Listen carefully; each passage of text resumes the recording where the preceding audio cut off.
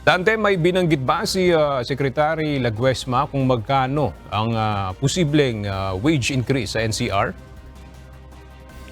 Magandang umaga-aga. Sa ngayon ay wala pang binanggit si Labor Secretary Bienvenido Laguesma kung magkano ang posibleng dagdag sa minimum na arawang sahod ng mga manggagawa sa National Capital Region o NCR. Inihayag ng kalihim na bukas ay magkakaroon ng public hearing ang Regional Tripartite Wages and Productivity Board o RTWPB sa NCR.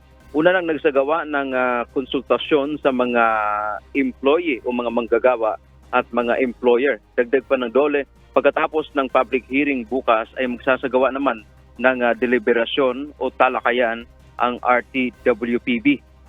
At inaasahan ngang makapaglalabas ng desisyon bago ang July 16, 2024 o ito yung unang anibersaryo ng itaas sa 610 pesos ang minimum daily wage dito sa Metro Manila. Marami anyang nagsumiting gustong pagtaas sa sahod dito sa NCR at mayroon umano dito na may gustong itaas sa 500 pesos o mahigit 500 pesos.